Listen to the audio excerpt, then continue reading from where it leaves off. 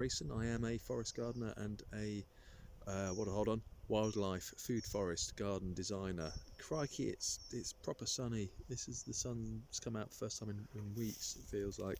I'm just doing a quick tour of the of all the grounds. So I'm currently, this is the nuttery, which is about 2 acres.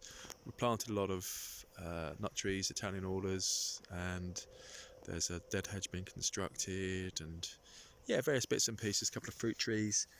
And the idea is really to just kind of keep the grass cut. This bramble's taken over this part, so eventually we'll turn this into a garden, but just need to keep the bramble down so it doesn't get out of hand.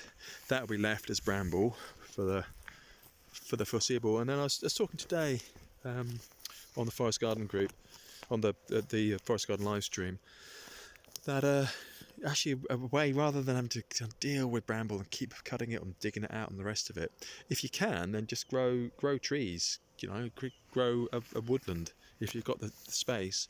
I think that will kill off, keep it wild, and that will kill off the bramble eventually because of the shade. So, and this is all the way up the back of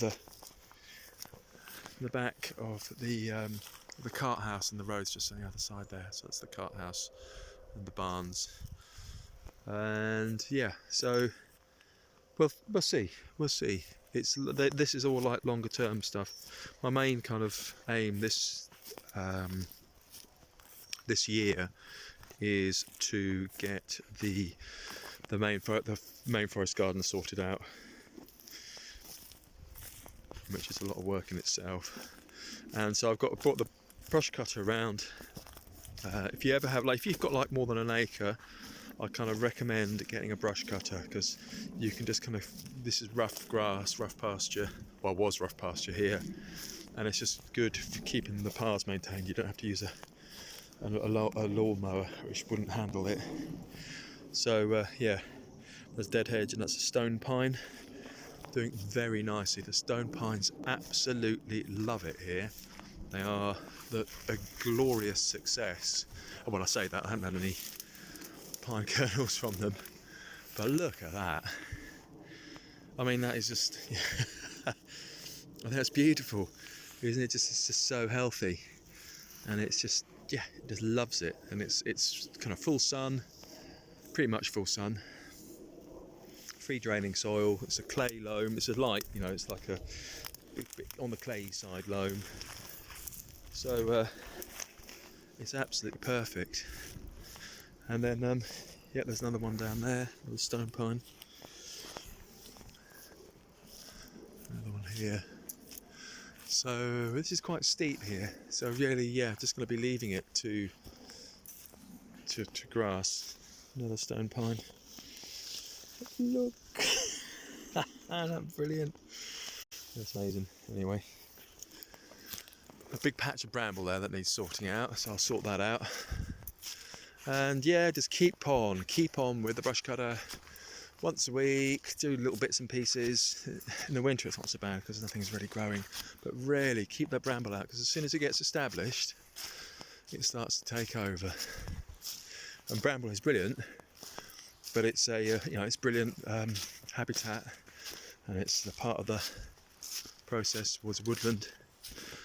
But it's if you want anything else, it's a pain to get rid of. So yeah, keep the land clear. Sweet chestnut, not doing so well, that sweet chestnut. The soil's not very deep there. So, and yeah, this is the coppice. So sweet chestnut down here. Whoopsie, wow. And again, really just got to keep on top of the bramble. And I'll just keep on coming around with the brush cutter, so until it doesn't need really doing much.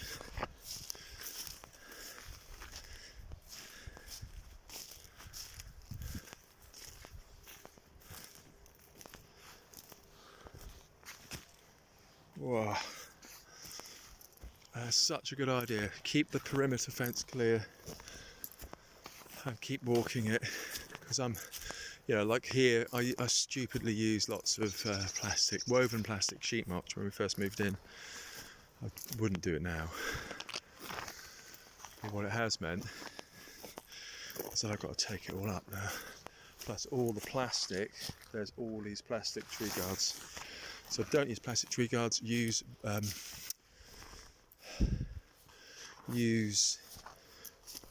chicken wire wrapped around in a spiral. So that's a little job to do.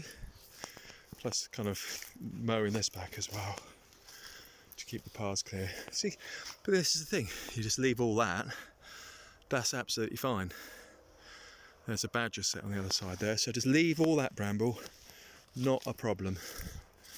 But just where you need access, the land that you're cultivating, that's when you're taking the bramble out. So I've got a load of plastic sheet mulch to take up, which is what it is.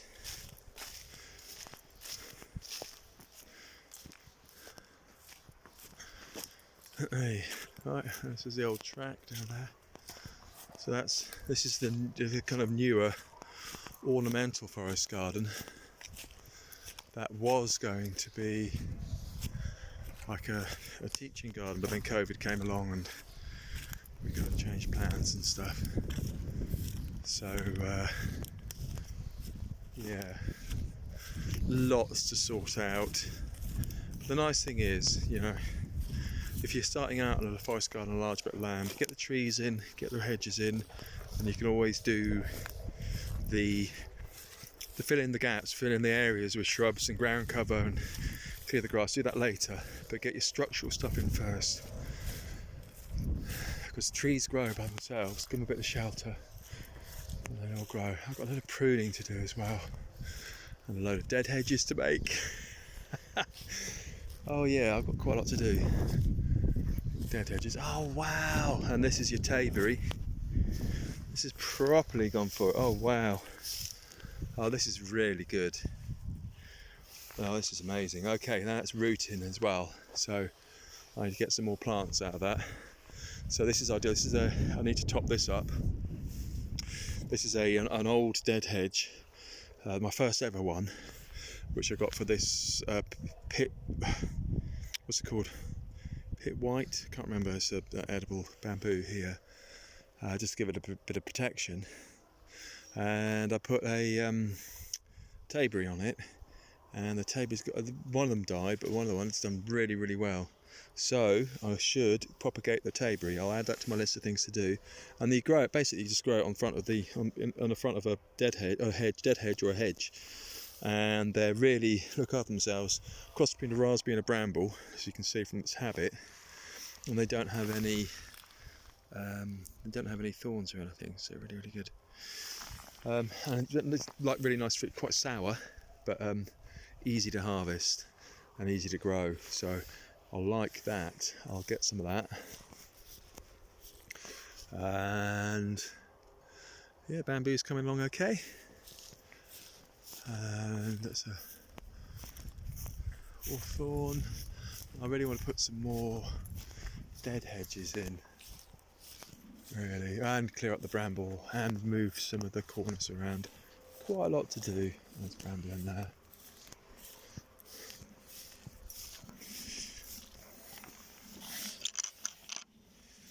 Okay.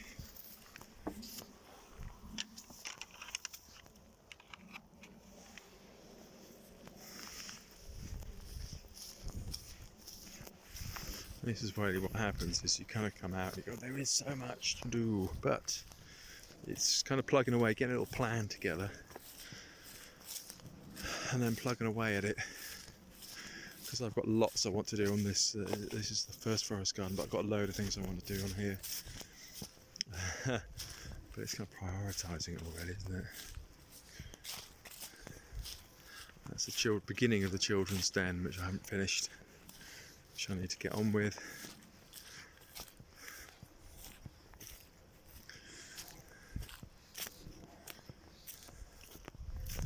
And this is a yellow cornus Flavaremia stolonifera. Stoloniferous means it grows from its roots. That's a single hedge. And a bit more hedging here. Can't remember viburnum and hazel. And the hazel catkins are out. Wow. So hazel will have, I can't remember what the term is, but they'll have male and female flowers on the same plant, and that means that but the best off, if you want to get good pollination, if you're growing hazels from a named cultivar, you want to get a couple in there. I put in more, then these are kind of like a temporary kind of windbreak as well for the sweet chestnut. It's a multi-stemmed sweet chestnut because when I was a baby that got eaten by slugs. This is a grass area up here, but it's quite a bit of nettles, so that needs sorting out. Oh wow, and this is the New Zealand flax, really healthy, and the Italian alder, so that's now really tall. That's 5 years old. Look at that, it's like that a year old when I put it in. Just look at the size of it. It's like a proper tree. It's amazing. The sweet cherry, Stella I think, hasn't been pruned. It seems okay. And then another Italian alder with all the catkins on it. And then, oh, this all needs to be redone, all this area down here. Another sweet chestnut. And I need to take up those corners because I'll propagate a whole load because they're killing off this cherry here. I put the cherries in the wrong place. Right, this is a sea buckthorn which is blown over in the wind, which is quite amazing. And it's blown over, so I'm going to take cuttings from it. I think it's a named variety.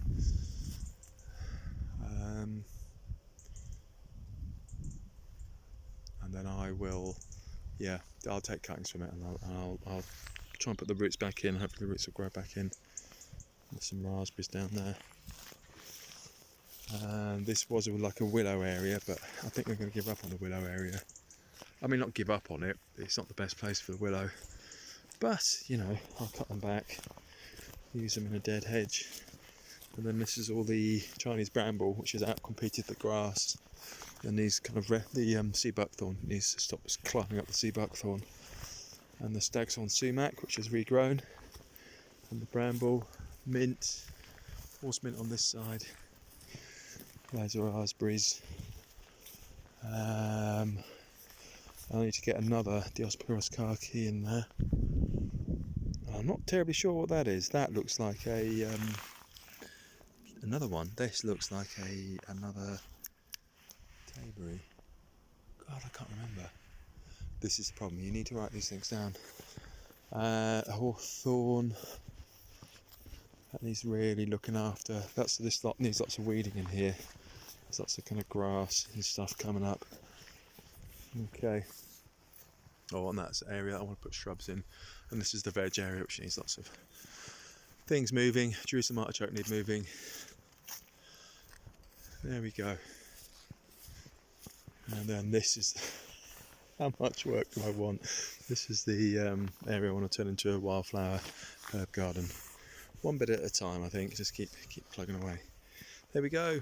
Well, that's interesting. Well, I find it's good to get out. It's good just to go around and just to walk, not to do any work. Just go around, see what's what.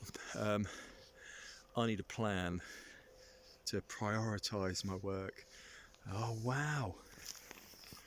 Sorry, this is grown. This is 1 year's growth. Right, that is incredible. That is a Bowles hybrid Salix cross Viminalis, and that has grown a metre plus. That is just 1 year's growth. From there, there's like a metre and a half's growth in 1 year. That is incredible. Wow. Well, that's what I'm planting. I'm planting a hedge with that, so I better get that sorted out. I also need to look after these plants down here. They're all a bit of they need weeding and labelling and looking after. There we go. Okay. See you again soon. Cheers. Bye.